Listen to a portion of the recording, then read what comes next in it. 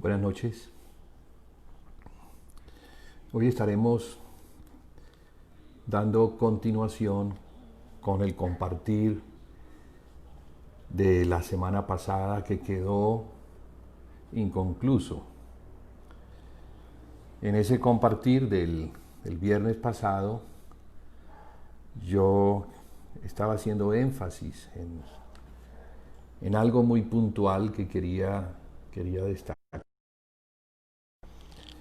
Y es lo que el Señor le dice a la iglesia de Éfeso en las cartas de Apocalipsis.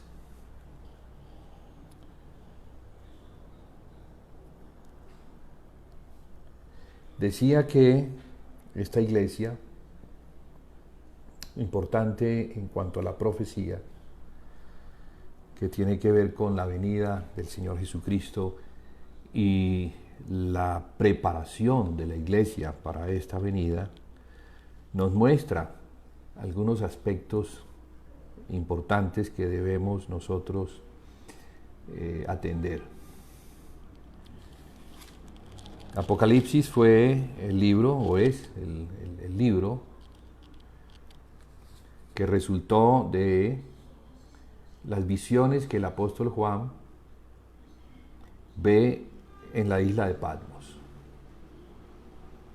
El apóstol Juan, ya en su edad avanzada, un anciano, se encuentra prisionero en la isla de Patmos por causa del Señor. Y allí, en el día del Señor, así es como él lo cuenta, él es en el Espíritu, él va a un lugar donde le muestran cosas que él debe escribir. Entonces, este libro, Apocalipsis, es el fruto de todo lo que al apóstol Juan se le mostró. Quiero decir que lo que al apóstol se le mostró era para que lo diera a conocer a 7 iglesias que se encontraban en el Asia.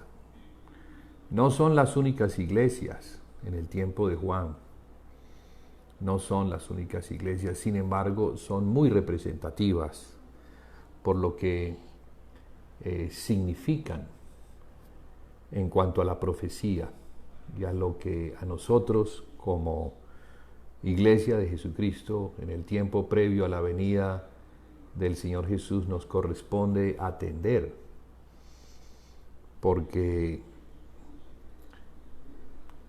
dice el apóstol Juan escribiendo que es una profecía. Y hay unas bienaventuranzas en el verso 3 del capítulo 1 que son las siguientes: bienaventurado el que lee y los que oyen las palabras de esta profecía y guardan las cosas en ella escritas, porque el tiempo está cerca. ¿Cuál tiempo? El tiempo de la venida del Señor Jesús. Sabemos que el Señor Jesús, o el Hijo de Dios, vino en la persona de Jesús, el nombre que se le dio,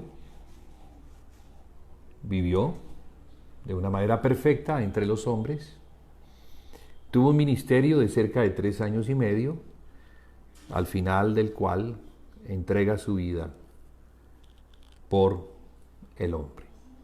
Él es el Salvador. No hay otro que pueda mediar entre Dios y el hombre, sino Jesucristo. No hay otro que pueda salvar al hombre de su condición de pecador, sino Jesucristo. Entonces, Apocalipsis es este libro precioso, digo yo, que el Padre de Jesucristo le entrega al apóstol Juan para que nos sea entregado a nosotros o a la iglesia. Esté la iglesia donde se encuentre, hablo de un lugar geográfico, pero también en el tiempo donde esté viviendo. Apocalipsis es un libro completamente actual. Tiene la particularidad de mostrarnos no solamente las cosas que sucedieron, sino también las cosas que habrán de suceder, pero también las cosas que están sucediendo. De modo que el Espíritu nos insta para que guardemos las cosas que están escritas. La palabra guardar habla de memorizar. Memorizar. Cuando nosotros memorizamos algo, o cuando lo oímos, lo atendemos y lo grabamos en nuestra mente, entonces lo estamos guardando. La palabra del Señor tiene el poder, es como una semilla que tiene el poder de dar un fruto. Ese fruto es el fruto de la vida. El árbol de la vida que se le negó a Adán por causa del pecado, ahora se nos está dando por medio de la palabra. El Señor Jesús comparó las palabras, las comparó con semillas que se siembran en el corazón. Y cuando el corazón está bueno, o la tierra está buena, hablando natural, de una manera natural, cuando siembras una semilla tienes que preparar la tierra para que esa semilla no se pierda. Asimismo es el corazón, hay que preparar el corazón para que la palabra no se pierda. Entonces la palabra guardada en el corazón es la que no se pierde y es la que va a dar fruto. Entonces en muchas partes encontramos esta palabra de guardar. El Señor le dijo a los apóstoles antes de ascender al cielo, les dijo que ellos debían ir por todo el mundo predicando el Evangelio. Pero lo más importante es que ellos debían enseñarles a guardar aquellas cosas que el Señor Jesús les había enseñado a ellos. Entonces los portadores del Evangelio, del mensaje de salvación, que lo vieron en el Señor, lo oyeron y lo recibieron como un testimonio fiel y verdadero, ahora entonces se le entrega a los apóstoles, aquellos que fueron testigos, la comisión de llevar este mensaje, bueno, llamado Evangelio, las buenas nuevas, al mundo entero. Debía ser predicado en todas las naciones, para testimonio a ellas mismas, testimonio de que el Redentor había venido y había venido para salvar el mundo. Y no solamente para salvarlo, sino también para invitarlo a las bodas del Cordero. Porque Él viene, Él regresa. El Señor Jesús fue a los cielos, allá está sentado a la diestra del Padre, y nosotros estamos aquí en la tierra y hemos sido también los que hemos recibido el mensaje. Todo aquel que recibe el mensaje del Evangelio se convierte en un mensajero, en un ángel. La palabra ángel habla de mensajero. Entonces, ¿qué es un mensajero? Aquel que recibe un mensaje y lo da a conocer. Bien, entonces estamos en esto, ¿no? En este tiempo próximo a la venida del Señor Jesucristo. Por las señales nos damos cuenta que el tiempo está cerca. Y aquí pues Apocalipsis dice eso, que debemos guardar, oír y guardar las palabras de esta profecía, porque el tiempo está cerca. Entonces, si el tiempo estaba cerca hace 2000 años cuando se escribió este libro, hace 2000 años, entonces imagínense ahora, diríamos que es súper cerca. Entonces no queremos, sabiendo que el Señor Jesús viene por una iglesia sin mancha y sin arruga,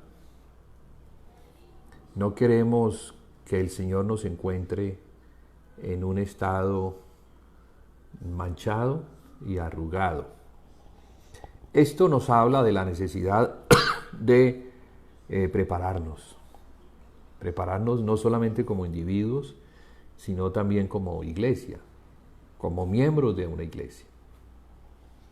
De esta manera entonces le agradecemos al Señor que nos haya dado este legado por medio del apóstol Juan, que nos haya entregado estas cartas donde hay exhortación, donde hay correcciones, donde hay consuelo, promesas, y donde vemos una esperanza. Esa esperanza que es la que está relacionada con el conocimiento del Señor Jesús y de lo que el Señor Jesús muestra en relación a su venida. Entonces, hermanos, tenemos una palabra fiel, es firme y cierto que el regreso del Señor Jesús está cerca. Veíamos entonces la semana pasada en un resaltado de algunas cosas que yo quería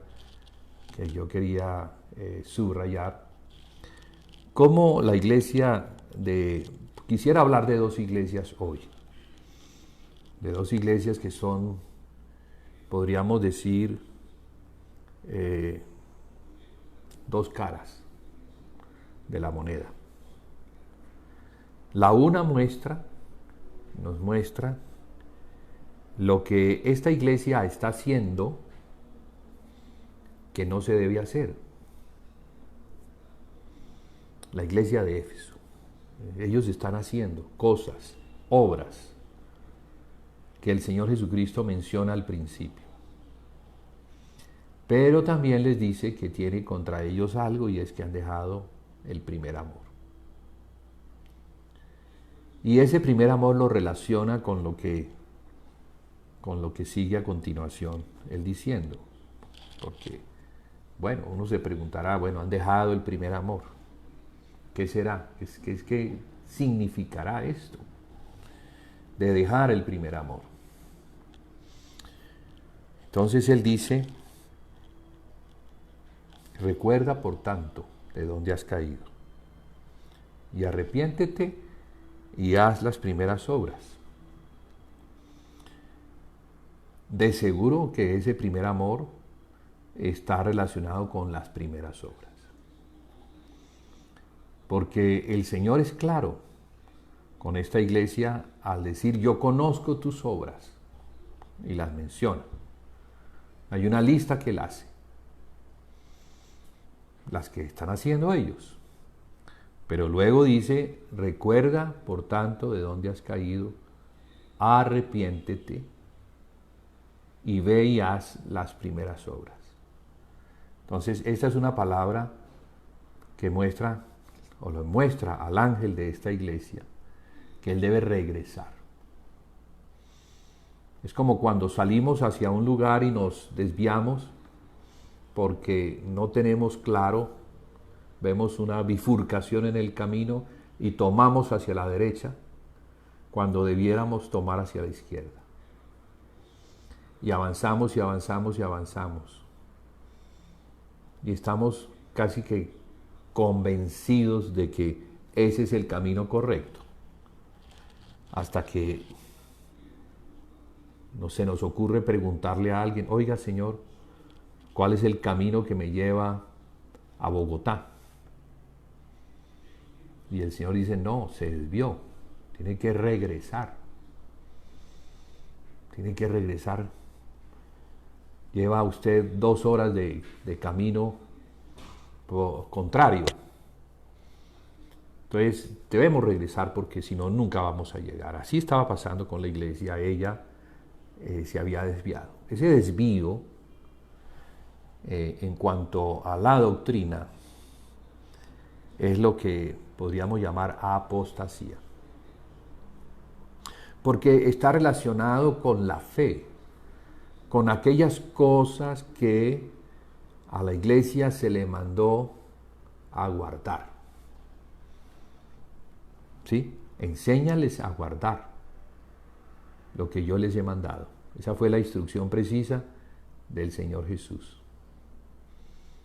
O sea que el trabajo de los apóstoles era con instrucciones muy precisas. Era una fe que se tenía que guardar. Y la fe estaba relacionada con un hacer o con unas obras.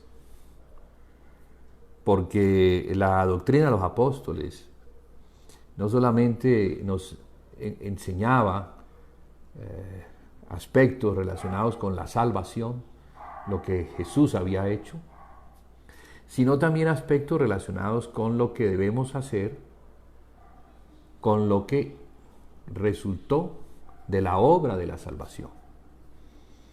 Entonces, la salvación no solamente,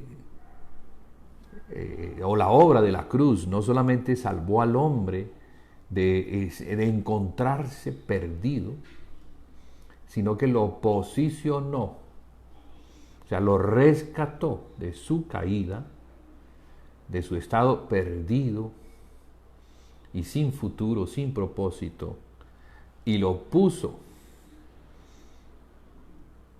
para que caminara hacia el propósito que Dios ha preparado para todos los que le aman. Entonces hay un camino que se debe andar. Y ese camino nos lo muestran las 7 iglesias. Podríamos decir que en ese caminar cristiano, tanto en lo individual como en lo corporativo, podemos ver los tropiezos que nos vamos a encontrar a lo largo del camino y cómo debemos sortearlos para seguir avanzando y llegar a nuestro destino. ¿Cuál es el destino de la iglesia o del miembro dentro de la iglesia? Es ser encontrado fiel, haber guardado la fe, porque arrancamos el camino de la fe de una manera muy básica y en ese avanzar vamos madurando en el conocimiento del Hijo de Dios y en ese conocimiento vamos aprendiendo lo que debemos hacer, porque el Espíritu Santo que se le da a aquel que ha creído en Jesucristo es un poder interno que no solamente tiene la capacidad de resucitar o de darle vida al espíritu que se encontraba muerto en delitos y pecados, sino también de cambiar el corazón.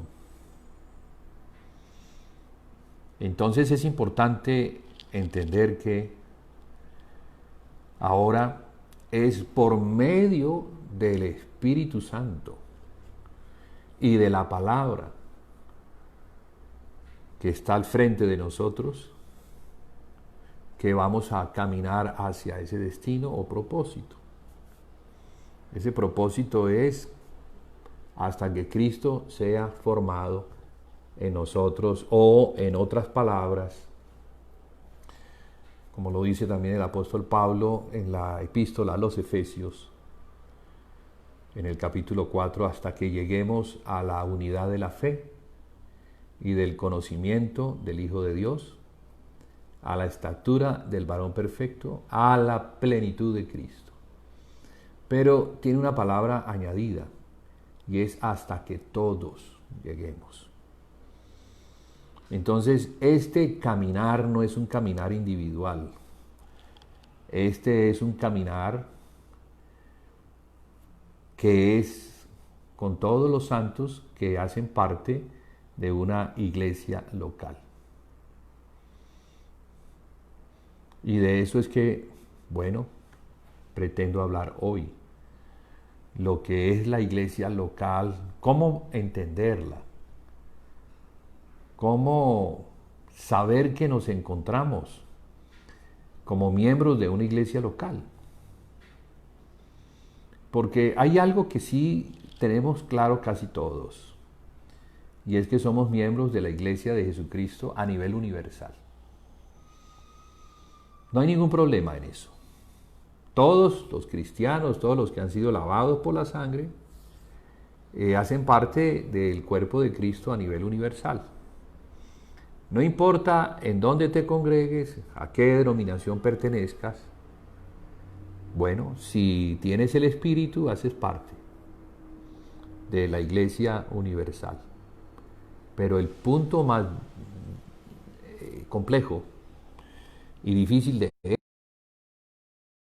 es que también la Biblia, las Escrituras nos muestran la expresión de un cuerpo a nivel local. O sea, la iglesia local. Y ahí es donde muchos fracasan al no discernir el cuerpo de Cristo. Recordemos lo que la carta, la epístola a los Corintios enseña. Le enseña a esta iglesia, pero nos enseña también a nosotros, porque podríamos estar en la condición o en el estado de la iglesia de Corintio. ¿Y cuál era ese estado? Era un estado divisivo. Allí el apóstol Pablo, vamos allí para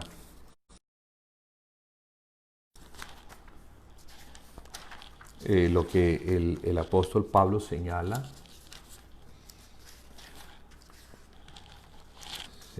a los santos de la iglesia de Corintio.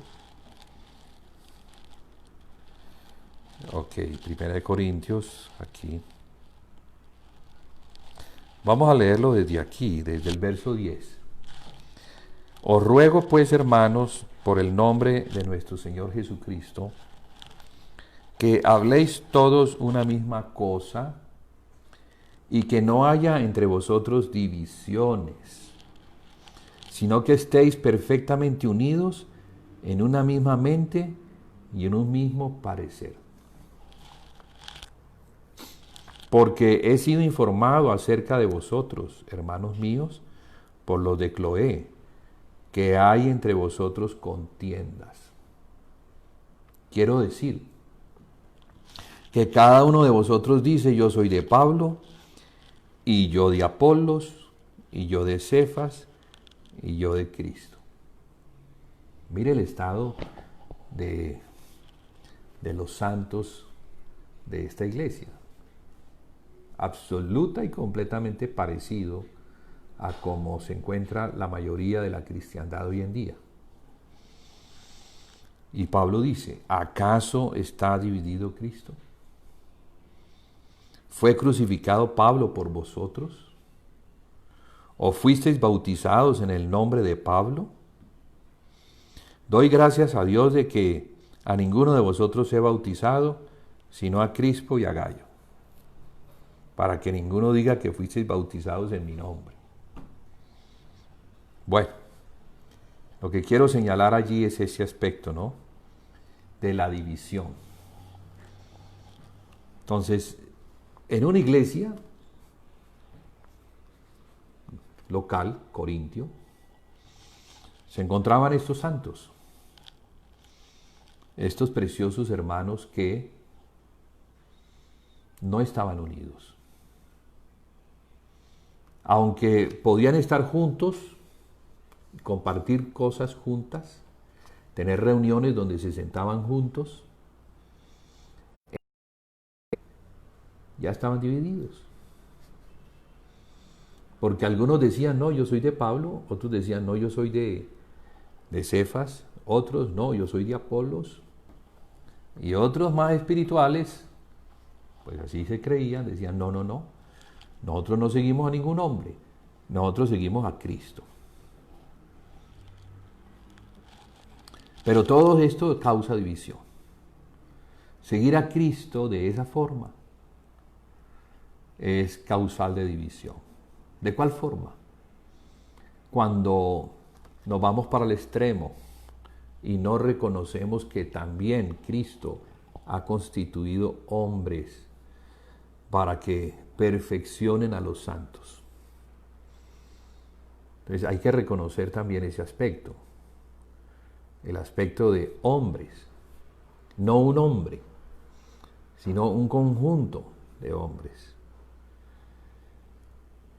Unos serán apóstoles, otros serán profetas, otros serán evangelistas, otros pastores y maestros, en los cuales la multiforme gracia de Dios se manifiesta. ¿Para qué? Para perfeccionar. Perfeccionar está relacionado con preparar. Preparar. Un pueblo santo, es santo, pero para que ellos hagan la obra del ministerio. Esa obra del ministerio es la edificación del cuerpo de Cristo. Y cuando hablamos de edificación, pues estamos hablando como de reunir todas las cosas en torno a aquel que es el centro de todo el universo. Porque así ha querido el Padre que Cristo sea. De reunir todas las cosas en Cristo. O sea que, hermanos, qué importante es esto en cuanto a entender la degradación, pero también la restauración. Y estoy hablando de degradación, hablando de la iglesia de Éfeso, en Apocalipsis capítulo 2, porque algunas cosas que el Señor menciona están relacionadas con las primeras obras. Y las primeras obras relacionadas con el primer amor. Y el primer amor está relacionado con guardar los mandamientos. De modo que si decimos que amamos al Señor, debemos entonces guardar sus mandamientos. ¿Quiere esto decir que no podrá edificarse una iglesia firme sobre Cristo y hacia Cristo a menos de que se conozcan y se guarden sus mandamientos? No, tenemos en eso que ser muy celosos en cuanto a, y celosos y radicales en cuanto a guardar los mandamientos del Señor. Porque la guerra está así. La guerra será, o la guerra que la serpiente, que es Satanás, quiere hacernos, es para que nosotros desatendamos los mandamientos del Señor. Y nos pongamos a hacer otras cosas que no son las que el Señor nos mandó. Mire que Adán fue destituido, expulsado por la desobediencia a un mandamiento específico: no comerás del árbol del conocimiento del bien y del mal, porque el día que del comieres ciertamente morirás. Y esa palabra morir está muy relacionada con ser separado de la vida o de la fuente de la vida. Si yo le corto una rama a una planta, la planta sigue viviendo, pero la rama que ha sido cortada se muere. Si yo me separo de la fuente de la vida, la cual es Cristo, como tronco, y yo como rama que he sido puesta, entonces me voy a morir. Y pues por supuesto que no voy a dar fruto. Jesús usaba una parábola acerca de eso, diciendo que Él era la vid y que los apóstoles o la iglesia eran los pámpanos, y que separados de Él nada se podía hacer. Asimismo hoy, en este tiempo, si estamos separados de aquel tronco que es el que permite la actividad del cuerpo de Cristo, entonces no vamos a cumplir con el propósito de ser eso, de ser no solamente miembros, sino de estar en el propósito que Dios tiene para cada miembro en el cuerpo de Cristo, servir a Cristo.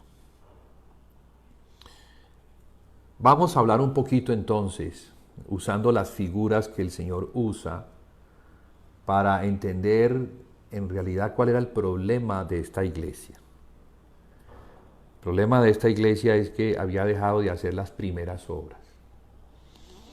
Yo he hablado mucho sobre esto porque considero que hasta que nosotros no entendamos, no lo tengamos bien presente en nuestro corazón, vamos a ser arrastrados, vamos a ser engañados.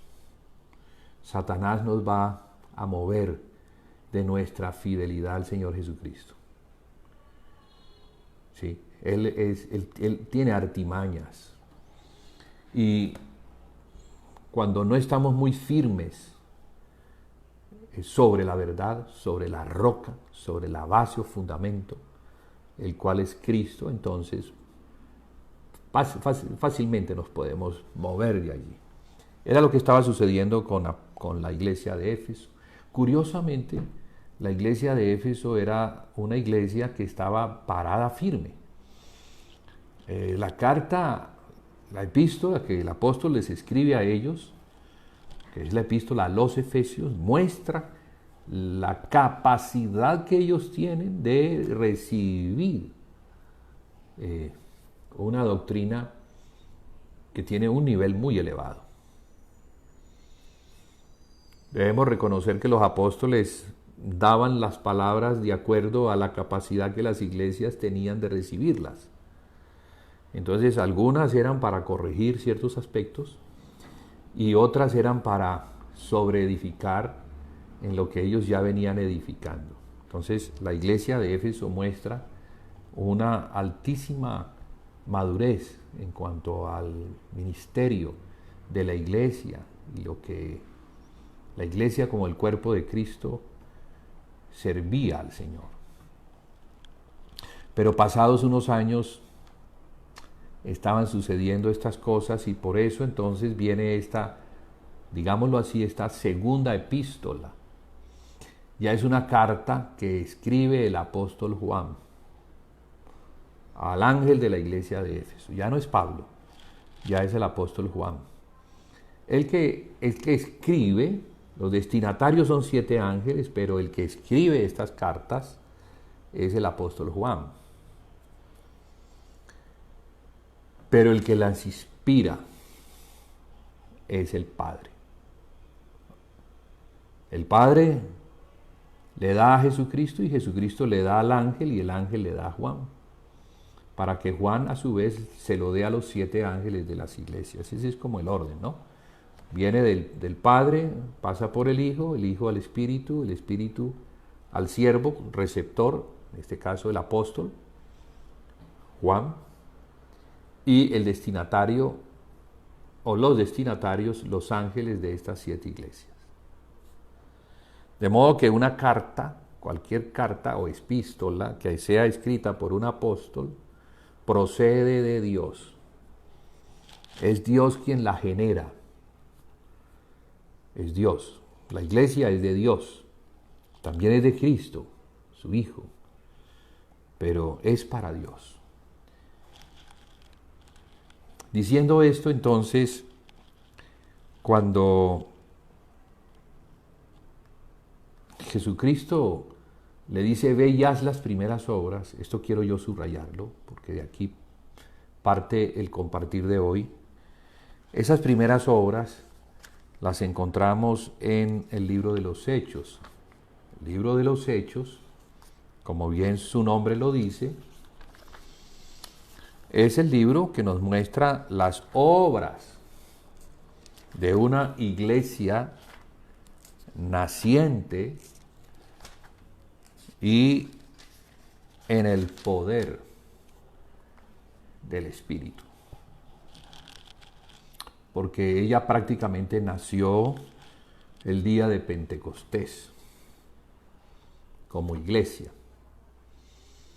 Ese día estaban congregados 120 personas en el aposento alto, el Espíritu Santo descendió conforme a la promesa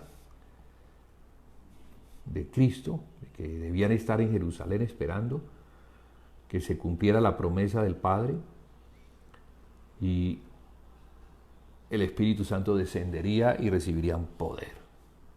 ¿Para qué? Para que fueran testigos. Y en ese testimonio que ellos iban a dar, ellos predicaran el Evangelio, lo que habían recibido de Jesucristo, lo que era tan claro para ellos, ahora ellos tenían que impartirlo a los que recibieran el Espíritu y se añadieran a la iglesia. Bien, entonces así comienza la iglesia. La iglesia comienza primero por la predicación de Pedro. Esto pues nos muestra cómo se inicia una iglesia. Y se inicia por medio de una predicación. Entonces la iglesia de Jerusalén comienza por medio de la predicación, en este caso del apóstol Pedro, a quien el Señor le había dicho que le iba a dar las llaves del reino de los cielos, para que con estas llaves, podemos entender que unas llaves son para abrir y para cerrar, pero en este caso para abrirle la puerta que permitiera a todos aquellos que oyeran el Evangelio pudieran ingresar a la casa de Dios. Es una casa espiritual. Ya no es una casa natural que estaba hecha de piedras tomadas del monte. Pedro mismo dice que somos piedras espirituales. Entonces el Señor estaba reuniendo esas piedras espirituales o piedras vivas, para conformar la casa desde donde se había de rendir sacrificios espirituales a Dios por medio de Jesucristo.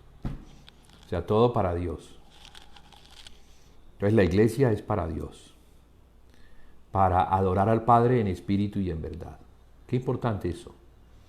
Por medio de Jesucristo. Y Jesucristo por medio del Espíritu.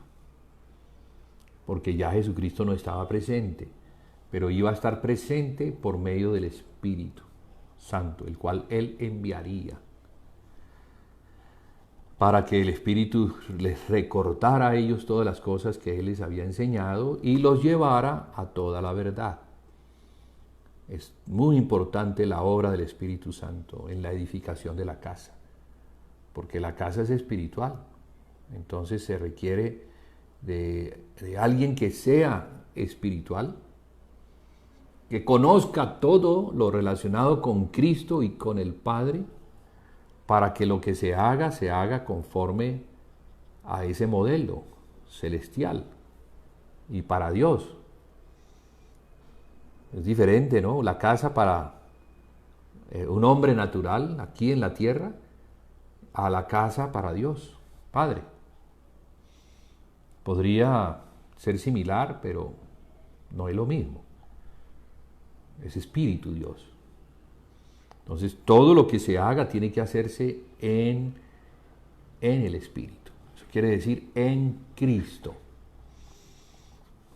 Cristo. O sea, conforme a lo que Cristo enseñó. Todas las palabras que el Señor Jesucristo enseñó a guardar son las palabras necesarias para la edificación de la casa. Son los mandamientos. Los mandamientos son las instrucciones. Los mandamientos en su conjunto son el modelo que permite que lo que se haga en esas palabras dé como resultado una obra perfectamente espiritual para Dios. O sea, unida en aquel que es la cabeza, Cristo. Entonces, la forma como el apóstol ve la iglesia, poco diferente a como la ve Pedro, que la ve como una casa, como un edificio, como un templo. También el apóstol así la ve, el apóstol Pablo, pero él muestra esta particularidad de ser como el cuerpo de Cristo. Y en esto hay una revelación, porque allí nos vemos como miembros de ese cuerpo. Somos muchos miembros, pero hacemos parte de un cuerpo y somos uno en el Señor, siendo Él la cabeza. Entonces, para que Él verdaderamente sea la cabeza de ese cuerpo, que es la iglesia, debemos estar perfectamente conectados a ella por medio del Espíritu. Entonces, es la edificación del cuerpo de Cristo, como dice Pablo en Efesios capítulo 4, para que edifiquemos el cuerpo de Cristo. O sea que la obra del cuerpo de Cristo. Muy claro. O sea, no hay forma como de enredarse porque no se entendió. No, es muy claro. El que leyó y leyó con entendimiento tiene que quedar aclarado.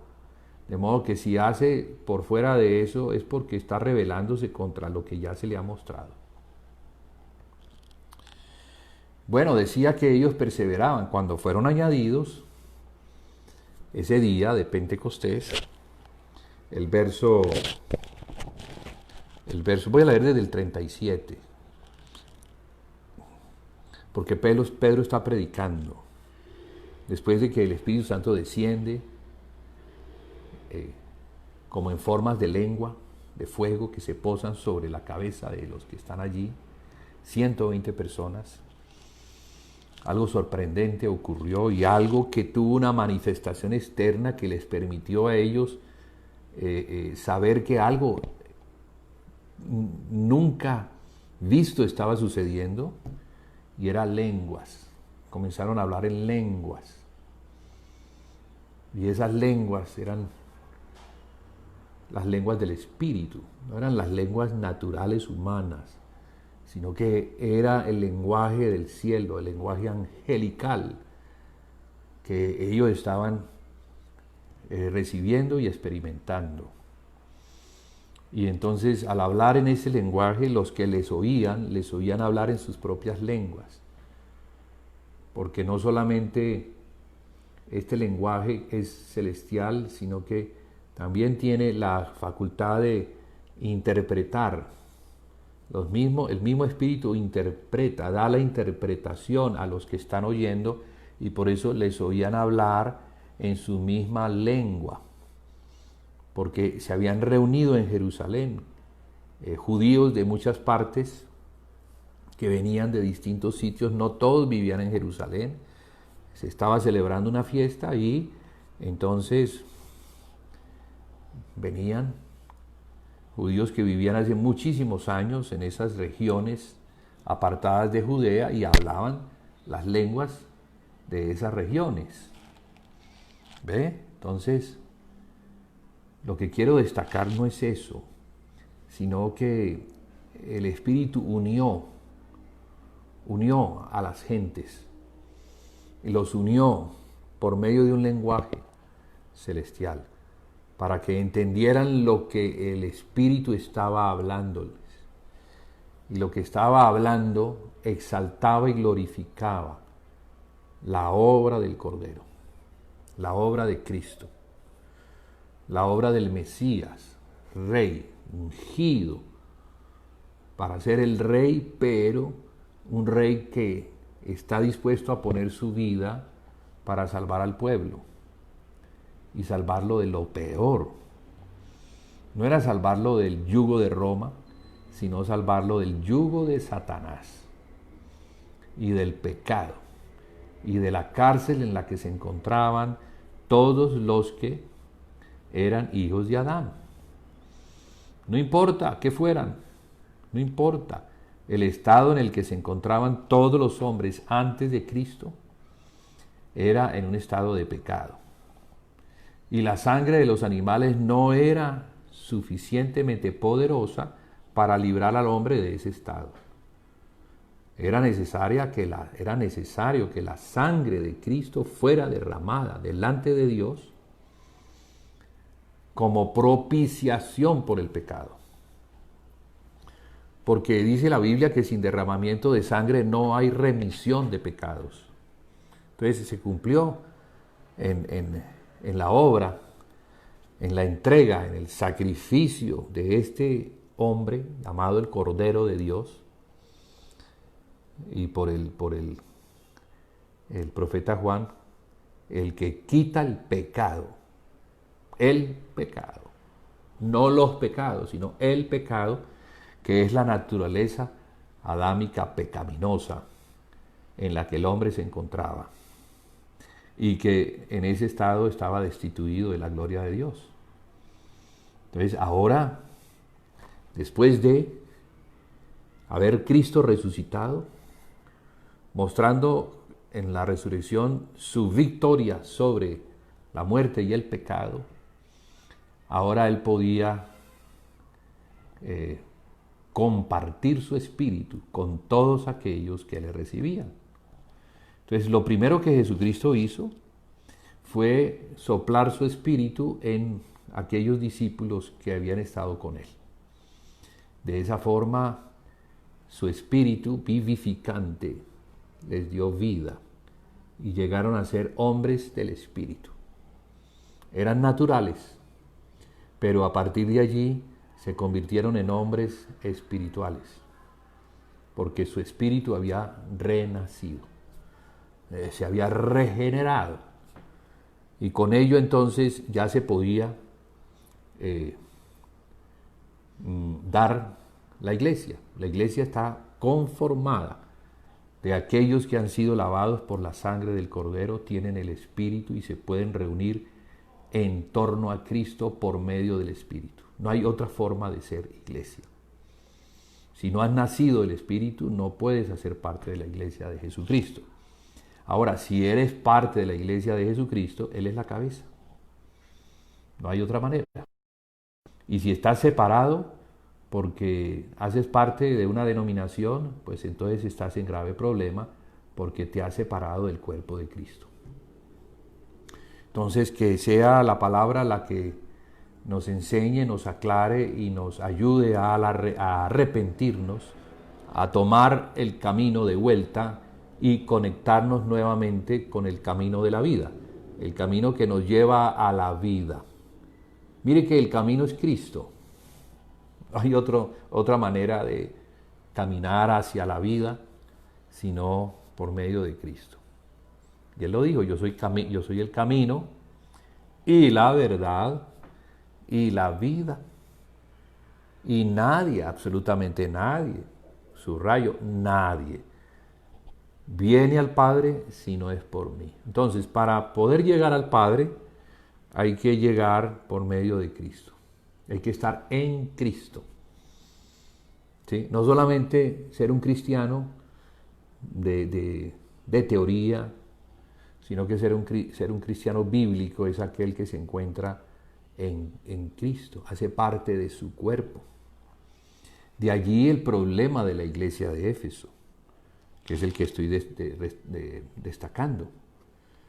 Ve y haz las primeras obras, porque si no, quitaré el candelero de tu lugar, quitaré tu candelero de tu lugar. Qué importante esto, ¿no? Porque es una palabra muy fuerte y que muestra las consecuencias de no arrepentirse. Y esas consecuencias las vemos más adelante cuando Él dice: al vencedor le daré a comer del árbol de la vida que está en medio del paraíso de Dios. O sea que Él conecta esto, lo compara el pecado o el estado en el que la iglesia se encuentra con el estado después de haber comido del árbol del que se le mandó no comer. El árbol del que se le mandó no comer está relacionado con la serpiente, está relacionado con la desobediencia al mandamiento. Una desobediencia que fue provocada por el tropiezo de la serpiente. Entonces la serpiente es la que ha venido a engañar a la Eva espiritual, digámoslo así, que es la iglesia. Porque hubo una Eva que fue engañada, y ahora hay una mujer que es la iglesia que está también siendo engañada. No es porque la iglesia haya querido rebelarse, sino porque ha sido engañada.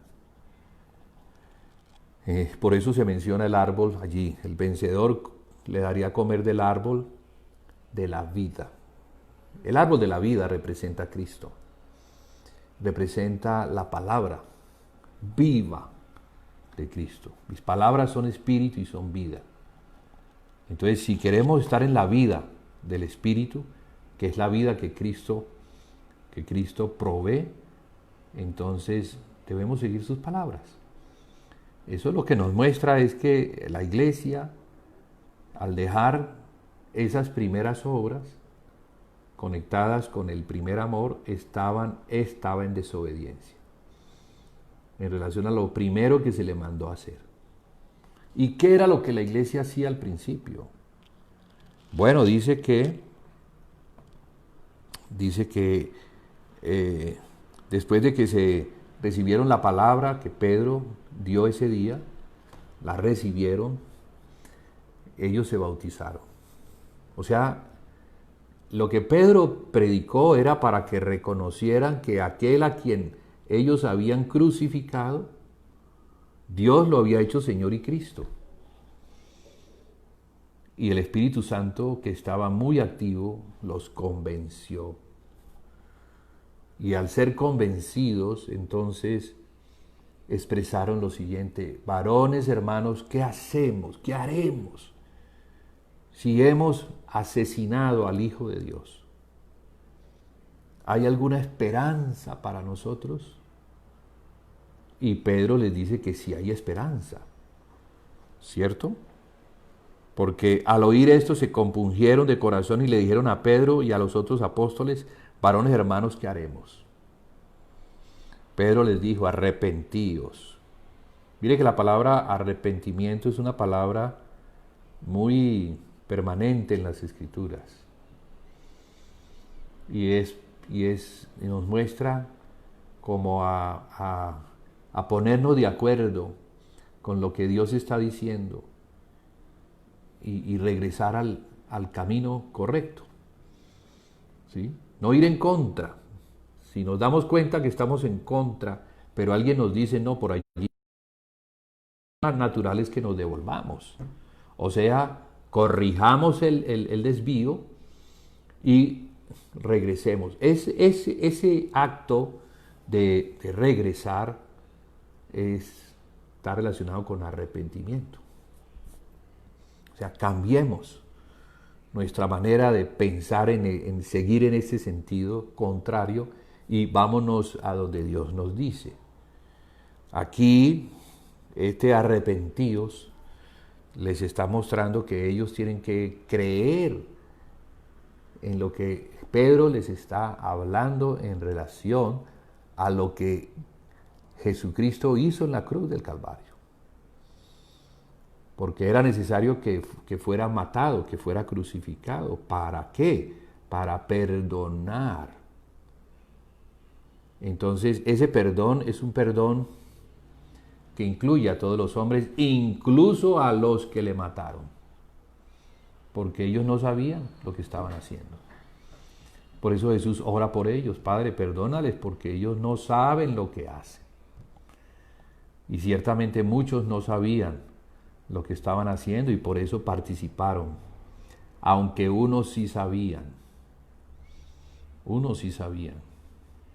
Hicieron lo que hicieron sabiendo, pero otros no. Otros fueron engañados. Y entonces al que es engañado el Padre lo trata diferente. Al que no es engañado el Padre lo deja fuera. Pero al que es engañado el Padre lo corrige y luego lo llama al arrepentimiento y le da instrucciones para hacer lo que debe hacer. Entonces, ¿qué es lo que dice Pedro? Dice así: arrepentíos y bautícese cada uno de vosotros en el nombre de Jesucristo para perdón de los pecados y recibiréis el don del Espíritu Santo. Entonces, lo primero es el Evangelio que lleva al arrepentimiento. Del arrepentimiento sigue el bautismo y una vez estas condiciones se han cumplido, entonces el Padre concede algo muy importante que es el Espíritu Santo. Es un don, es un regalo. ¿Y lo concede para qué? Para que ahora aquellos que han sido perdonados, que han sido lavados, se constituyan en el cuerpo de Cristo, en la iglesia.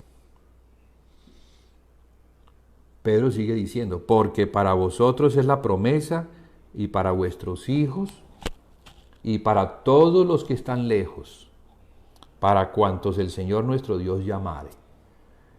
Entonces fíjese, no solamente para ellos, sino para sus hijos y para nosotros mismos, que nos encontrábamos como gentiles lejos de la ciudadanía, lejos de los pactos, de las promesas. Pero la cruz abrió una puerta para todo el mundo. La cruz, la sangre de Jesús, el Hijo de Dios, pero el Hijo del hombre, porque Jesús estaba representando a la humanidad, no solamente estaba representando a Israel. Jesús no solamente murió por el pueblo de Israel, sino que murió por la humanidad. ¿Sí? Él es un hombre que representa a la humanidad, o sea, al segundo Adán. Entonces, así quedó la puerta abierta para todos los que el Señor llamare. ¿Y cómo llama? Por medio del Evangelio.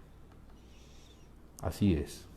Entonces, el Señor envía a sus mensajeros por todo el mundo, predicando el Evangelio a donde lleguen, y aquellos que atiendan al Evangelio, se arrepientan, se bauticen y reciban el don del Espíritu Santo, ya ahí mismo hacen parte de la iglesia de Jesucristo en esa determinada localidad. En este caso, pues la iglesia de Jerusalén nació ese día, como iglesia, como cuerpo de Cristo. Porque mire, 3,000 personas recibieron el Espíritu. Y dice que se añadieron, dice así que los que recibieron su palabra, o sea, recibieron significa los que creyeron, fueron bautizados y se añadieron aquel día como 3,000 personas. Una gran cantidad de peces. Pedro estaba ahorita pescando, tiró la red y mire, como le dijo el Señor Jesús: yo te haré pescador de hombres. Efectivamente, estaba hablando era de eso. Un muy buen pescador de hombres, porque parece ser que no era muy buen pescador de los otros peces. No le iba bien. Era un pescador frustrado, pero ahora estaba teniendo un gran éxito al lanzar la red. Y entonces aquí viene algo interesante, que nos muestra esas primeras obras que la iglesia al principio hacía.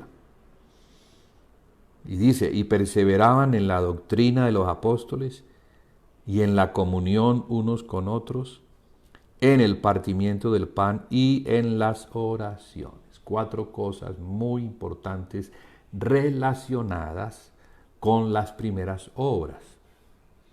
Las primeras obras relacionadas con el candelero relacionado con el lugar santo relacionado con lo que los levitas hacían para Dios.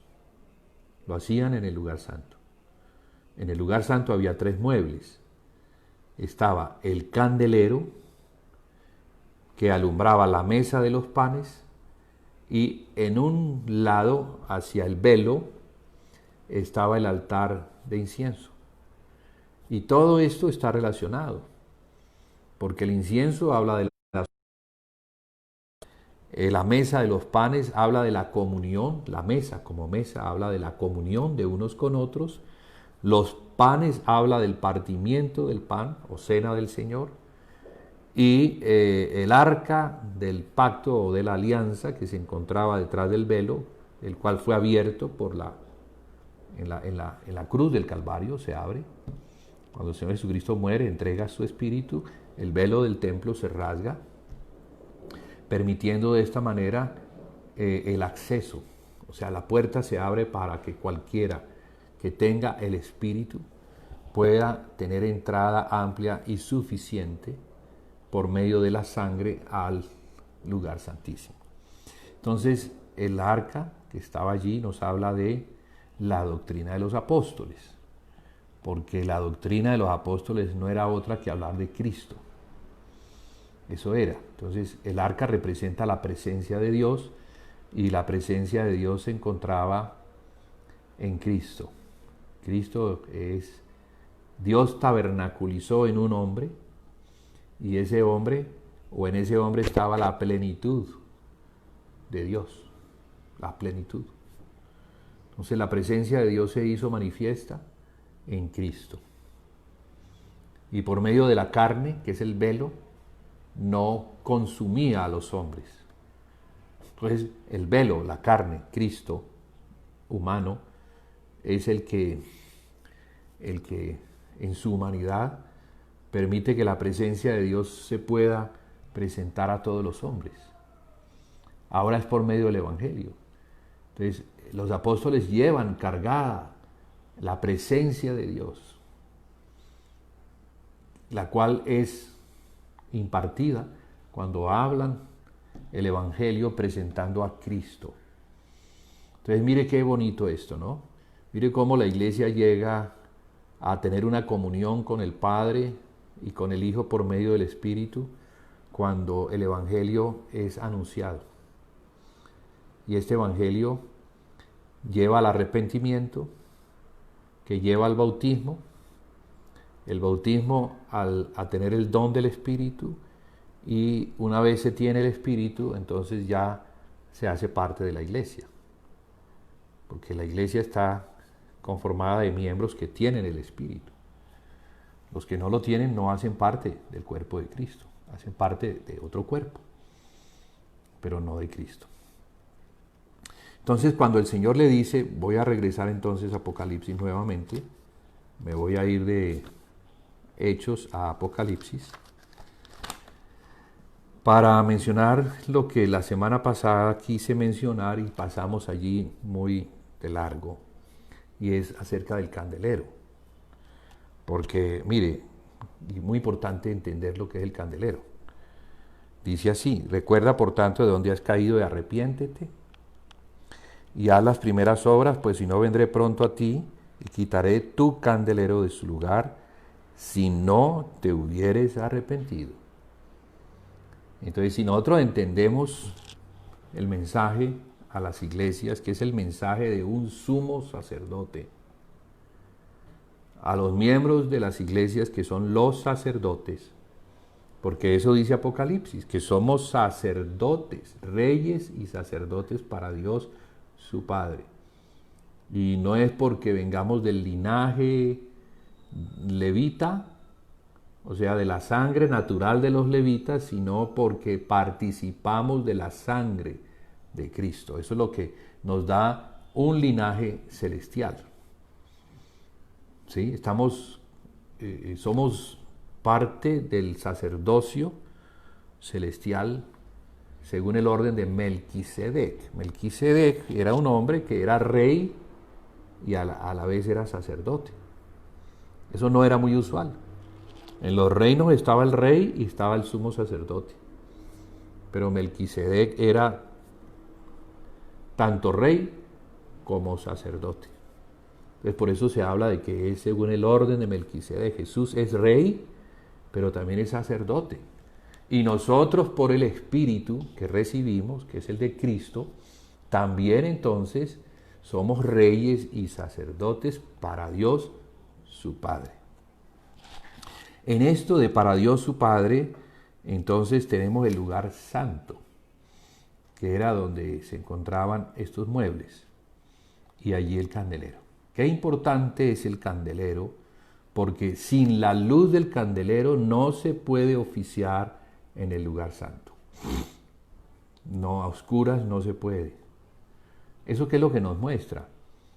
Que cuando no entendemos lo que significa ministrar a Dios, porque hemos perdido la visión por los muchísimos años que han pasado desde que la iglesia hacía estas cosas. Ahora la iglesia hace otras cosas, como las estaba haciendo la iglesia de Éfeso. Yo conozco tus obras y entonces lo que se menciona es nada relacionado con las obras del lugar santo, sino obras que se hacen para Dios pero fuera de Él, o que se hacen en el nombre de Jesús pero que no son las obras para Dios Padre, para Dios Padre. Sí, Jesús es Dios también, pero es el Hijo, y el Hijo es el sumo sacerdote que sabe cómo es que se ministra al Padre. Es el camino, la verdad y la vida, y nadie viene al Padre. O sea que no hay forma de llegar al Padre, sino a través de el sumo sacerdote. Pero el sumo sacerdote, mirémoslo en el cuerpo, y el Salmo 133 nos muestra cuán bueno y cuán agradable es habitar los hermanos juntos en armonía, porque es como la unción que baja desde la cabeza y pasa por las barbas y luego va hasta el borde de las vestiduras. Ahí está hablando de eso, ¿no? Como la unción es la que permite que todos en ese cuerpo sacerdotal seamos uno en el sumo sacerdote, ¿cierto? Bueno, entonces, Él es la cabeza como sumo sacerdote y nosotros como el cuerpo, su cuerpo, somos los otros sacerdotes. ¿Y para qué estamos? Para ministrar a Dios. Por eso entonces hay que conocer el ministerio a Dios, que es el primero, porque Dios es más importante y está por encima de todos los demás servicios. De allí que el Señor dice, has dejado tu primer amor. Bueno, entonces, candelero. El candelero fuera de su lugar. ¿Y qué significa el candelero? Bueno, el candelero era una pieza que se encontraba en el lugar santo, y vamos a leer lo que las Escrituras nos muestran sobre el candelero, a fin de que aprendamos un poquito acerca de la iglesia. Porque a Juan se le muestra, en el capítulo 1, se le muestra a un sumo sacerdote que se pasea en medio de 7 candeleros. Allí entonces él se pregunta, ¿eso qué significa? ¿Qué significan las estrellas que veo en la mano de este sacerdote? ¿Y qué significan esos candeleros? Y entonces se le da la revelación. Recordemos que Apocalipsis es la revelación. para poder entender las cosas que allí están, que se nos muestran como figuras, debemos tener revelación. Entonces, a Juan se le da la revelación de los candeleros. En el verso 20 del capítulo 1 dice: el misterio de las 7 estrellas que has visto en mi diestra y de los 7 candeleros de oro. O sea, el mismo sacerdote es el que le muestra el misterio de las 7 estrellas que has visto en mi diestra y de los 7 candeleros de oro, 2 puntos. El misterio es este, voy a revelarte el misterio. Las 7 estrellas son los ángeles de las 7 iglesias y los 7 candeleros que has visto son las 7 iglesias. Entonces, ¿qué aprendemos con esto? Que un candelero es una iglesia. De modo que cuando el Señor le dice, quitaré tu candelero de su lugar, lo que está diciendo es, quitaré tu iglesia de ese lugar a donde ha sido puesto. ¿Y la iglesia a dónde ha sido puesta? ¿La iglesia dónde está? La iglesia está en el cielo, en el espíritu, pero está también en la tierra, porque tenemos carne. Entonces, en la carne estamos parados sobre la tierra, y en el espíritu estamos sentados en el cielo, por el Espíritu de Cristo que está a la diestra del Padre, el Espíritu Santo, que es uno con Cristo y con el Padre, nos lleva al lugar celestial. Entonces, no solamente estamos sentados en lugares celestiales, sino que estamos parados en los lugares terrenales. Entonces, el candelero es eso, está parado en un lugar terrenal, sobre la tierra. El piso del santuario, de la tienda donde se encontraban, era de tierra. Y esa tierra, ¿de qué nos habla? Bueno, nos habla del mundo donde la iglesia se encuentra, pero más particularmente de la ciudad, En la antigüedad las ciudades eran como reinos, y eso pues es la manera como Dios ve, y sigue viendo así. Entonces, una ciudad está conformada de mucha gente que vive, hace cosas, comercia, compra, vende en esa ciudad donde vive. Las ciudades tienen linderos, antes eran amuralladas, hoy no, pero antes eran amuralladas, para protegerse de los invasores, de los enemigos que querían venir a robar, a destruir, a matar a los habitantes. O sea que una ciudad nos está hablando de algo muy importante en los aspectos relacionados con el reino de los hombres. Y allí en el reino de los hombres el Señor quiere tener un testimonio, quiere tener un candelero que alumbre, mostrándole a ese mundo, a esa ciudad, quién es Dios, quién es Cristo, qué es lo que Cristo ha hecho. En otras palabras, la única manera en que Dios hace su presencia en la tierra es por medio de Cristo, y Cristo por medio del Espíritu que se encuentra en la iglesia, que es el candelero. O sea que las ciudades existen por causa de la iglesia, podríamos decir eso, para que se constituyan en el albergue de la iglesia, de la presencia de Dios en ese determinado lugar. De allí entendemos la importancia de ser fieles en cuanto al testimonio. ¿Y cuál es el testimonio que los de afuera ven acerca de Cristo? Lo único que ellos pueden ver acerca de Cristo es la forma como nos presentamos. Pero si nuestra presentación es la de una iglesia dividida, entonces, ¿qué es lo que los de afuera van a ver? ¿De qué manera ellos van a entender a Dios y a Cristo? Pues como la iglesia se presenta. Y si la iglesia se presenta así en división, va a ser un mal testimonio. Y ese mal testimonio que no glorifica ni mucho menos la obra expiatoria de Cristo que trajo a los hombres a la unidad que es en Cristo, ese candelero tiene que ser removido. En otras palabras, la iglesia tiene que salir. Cuando la iglesia sale de una determinada localidad, esa localidad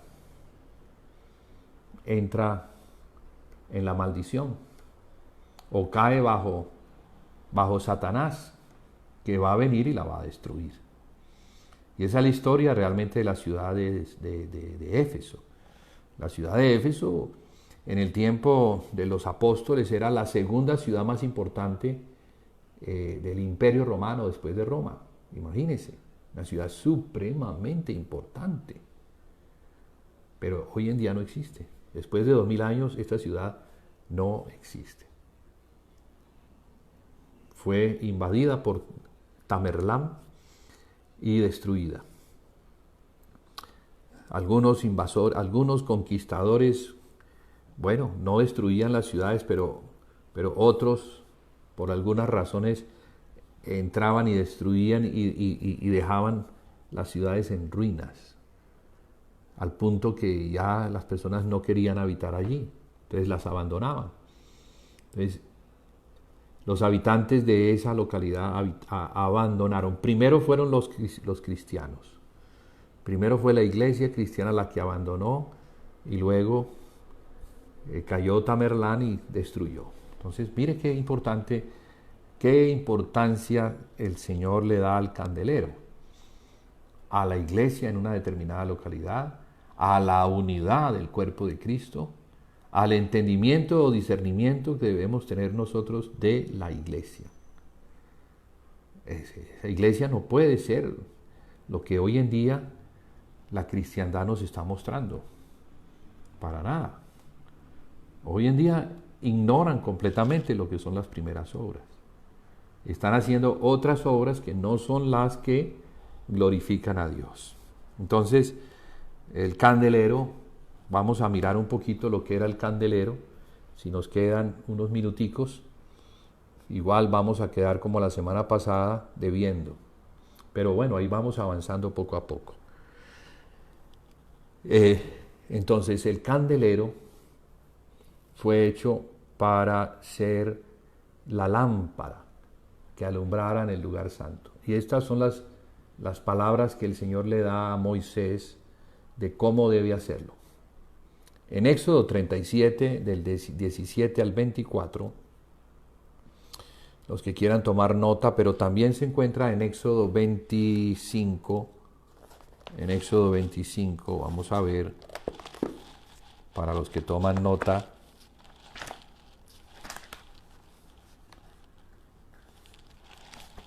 Génesis, Éxodo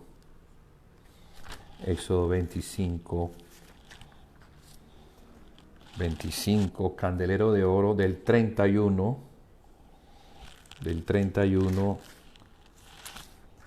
al 40. Entonces, Éxodo 25 del 31 al 40 y también Éxodo 37 del 17 al 24 dice así: hizo asimismo el candelero de oro puro, labrado a martillo, su pie, o sea, la base sobre la cual se asentaba el candelero, su caña, que es el elemento central, sus copas, sus manzanas y sus flores eran de lo mismo.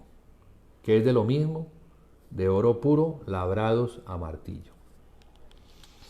De sus lados salían 6 brazos, 3 brazos de un lado del candelero y otros 3 brazos del otro lado del candelero. Entonces, bueno, los que no lo han visto, voy a tratar de mostrarlo. Una planta o base, una caña central, 3 brazos por un lado, 3 brazos por el otro lado, y allí lo que tenemos es este candelero que en sus extremos o cabezales se puedan colocar lamparillas para tener 7 lamparillas. Una, la de la caña central, 3 por el lado de los 3 brazos de un lado y 3 por el lado de los brazos del otro lado para 7 lamparillas. Entonces, en un brazo, 3 copas en forma de flor de almendro, una manzana y una flor, y en otro brazo, 3 copas en figura de flor de almendro, una manzana y una flor, así en los 6 brazos que salían del candelero. Y en la caña del candelero, o sea, la central, había 4 copas en figura de flor de almendro, sus manzanas y sus flores, y una manzana debajo de 2 brazos del mismo, y otra manzana debajo de otros 2 brazos del mismo, y otra manzana debajo de los otros 2 brazos del mismo. O sea, en el punto donde se conectaban los brazos con la caña central, allí, en ese punto, estaba lo que se está diciendo aquí. Una manzana, como elemento de unión. Sus manzanas y sus brazos eran de lo mismo. Todo era una pieza labrada a martillo de oro puro.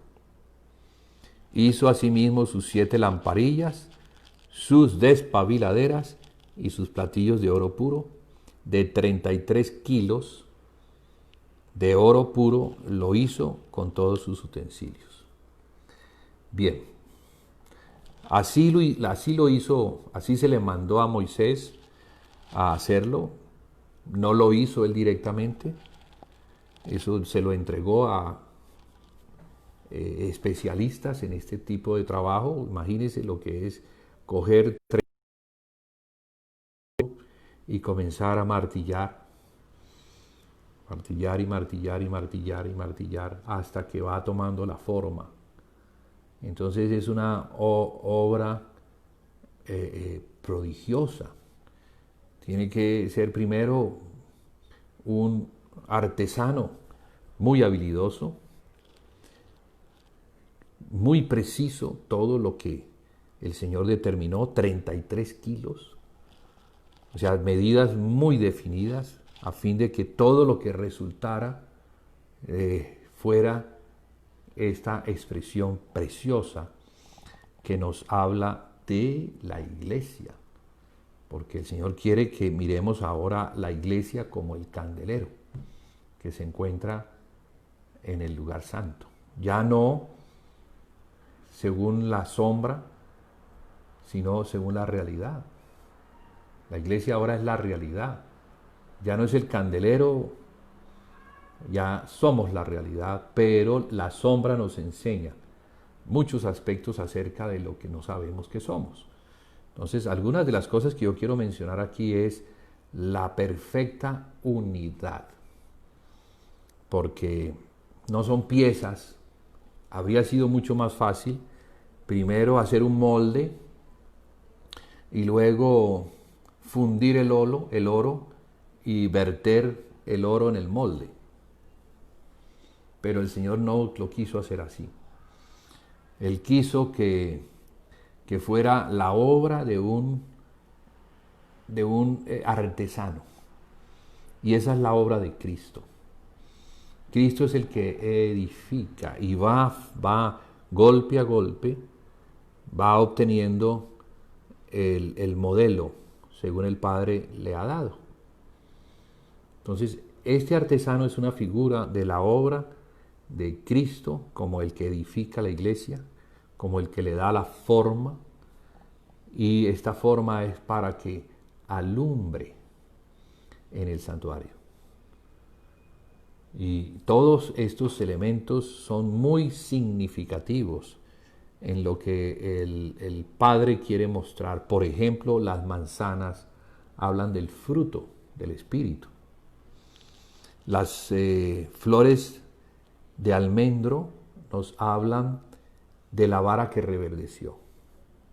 porque la vara de Aarón, allí en esa rebelión de Coré, el Señor le dijo a Moisés, bueno, vengan aquí, voy a resolver quién es en realidad el hombre en quien yo he puesto mi confianza, quién es el sumo sacerdote, según el orden mío. Entonces todos los que estén interesados, que crean que merecen el título de sumo sacerdote, pongan sus varas, pongan sus nombres en sus varas. Entonces todos marcaron sus nombres, colocaron las varas, y al día siguiente, según lo que Dios les había dicho, la vara que reverdezca, el propietario de la vara que reverdezca, ese es el sumo sacerdote. Entonces la vara de Aarón fue la que reverdeció, y de esa manera el Señor lo confirmó como el sumo sacerdote. Pero Aarón es un tipo de Cristo como el sumo sacerdote. Entonces se nos está hablando de un sumo sacerdote que se presenta delante de Dios y nunca más va a morir, porque los otros sumos sacerdotes morían, mas Cristo no. Cristo permanece para siempre por su resurrección. Entonces, mire que la iglesia recibe también la impartición. La iglesia es creada en Cristo Jesús. O sea que la iglesia tiene eternidad en sí misma por lo que recibe de Cristo el sumo sacerdote. Eso es una cosa muy preciosa. O sea, que nosotros podamos vernos como lo que Dios quiere que veamos, porque la verdad no tenemos esa visión. Tenemos una visión terrenal, una visión en la religión, en el engaño de la serpiente, y al no poder ver cómo es que en realidad somos, nuestro obrar para Dios es completamente ajeno a los resultados de la obra de resurrección de Cristo Jesús y del fruto que la iglesia da, que es el fruto del Espíritu. Entonces fíjese que todas estas cosas se encuentran en el candelero. O sea que la iglesia es de oro puro, labrada a martillo. El oro nos habla de la divinidad. O sea que la iglesia participa al estar en Cristo, al ser el cuerpo de Cristo, participa de la divinidad. No es Dios, pero tiene una participación, porque es el cuerpo. Entonces, así como es la cabeza le da a participar a su cuerpo de lo que él tiene. Estamos hablando de atributos, esos atributos de Cristo, que la iglesia recibe por impartición, porque la iglesia es la plenitud de aquel que todo lo llena en todo. O sea que, bueno, tenemos esta maravilla para que podamos vernos como el Señor nos quiere mostrar, que podamos ver que el candelero no, o la iglesia, como el candelero no es cualquier cosita, sino que es supremamente importante por la obra de Cristo.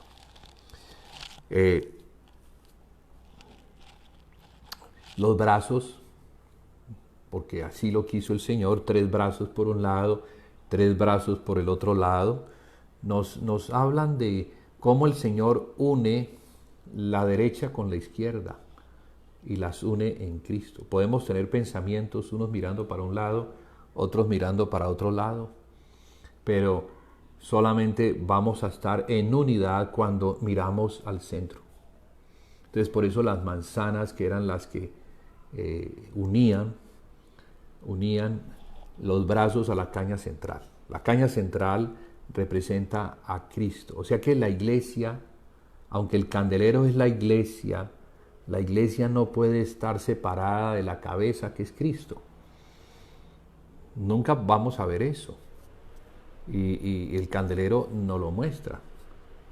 Nos muestra que la caña central es ese árbol de la vida, ese tronco del cual salen ramas que dan frutos del Espíritu, y dentro de eso está la eternidad. También está la plenitud por las 7 lamparillas,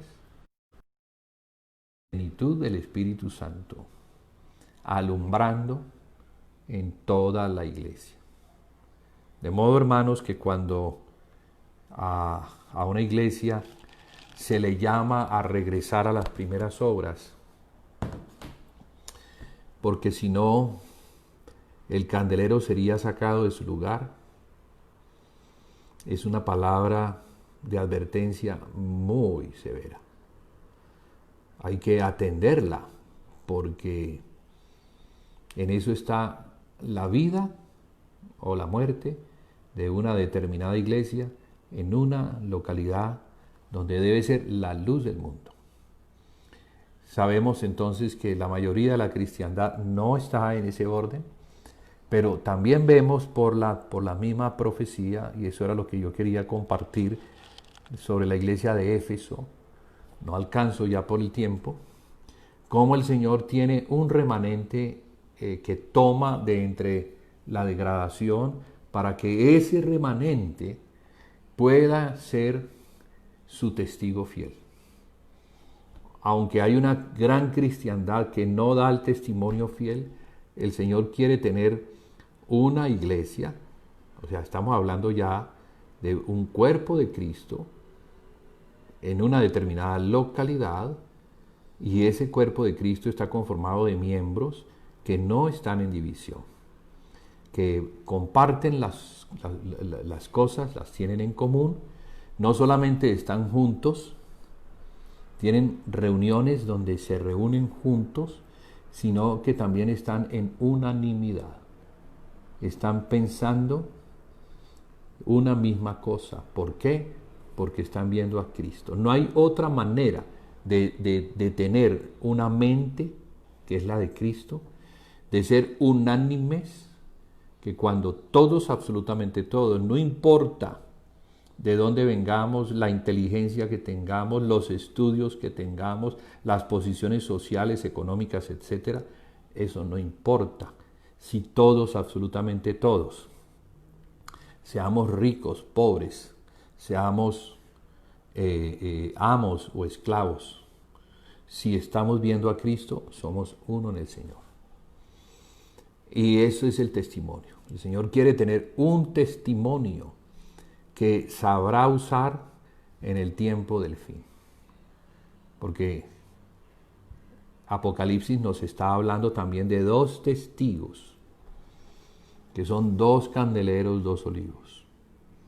Y esto lo dejo reservado para la semana entrante, Dios mediante, hablar de cómo el Señor, tomando de entre las multitudes, dentro de la multitud cristiana, está tomándose algo para edificar una iglesia que tenga el entendimiento, que tenga el celo por la casa del Señor, que tenga el celo por el nombre del Señor, que guarde su palabra y esté dispuesta a dar la vida por esa causa. Entonces, ¿la causa cuál es? La casa del Señor. Esa es la causa. Eso es por lo cual el Señor murió en la cruz, para que el Padre pudiera tener una casa, en esa casa pudiera tener a sus hijos poderlos sentar en la mesa, poder compartir con ellos en la mesa todas las riquezas que Él ha preparado para ellos en Cristo. Él nos sirve y nos sirve a Cristo para la gloria y la alabanza de su gracia. Entonces, hermanos, nos vemos Dios mediante, si el Señor lo concede, porque Él es el que concede estas cosas. Podemos tener planes y no cumplirse porque Dios tiene otros planes. Pero si el Señor lo concede, continuaremos en esta misma línea hablando sobre cómo prepararnos para el tiempo de la venida del Señor Jesús, cómo ponernos ese ropaje, que es el ropaje de lino fino, limpio, blanco y resplandeciente, que son las acciones justas de los santos, las cuales Dios preparó de antemano las preparó en Cristo para que anduviéramos en ellas. Entonces todo eso nos habla del ministerio sacerdotal para el Padre en el lugar santo. Que el Señor, fortaleciéndolos en la fe, que la gracia y la paz del Señor Jesucristo abunde en las casas de ustedes, para que asimismo entonces ustedes puedan dar el testimonio fiel, que no solamente como individuos, sino como miembros de una iglesia fiel, damos al mundo. Buenas noches.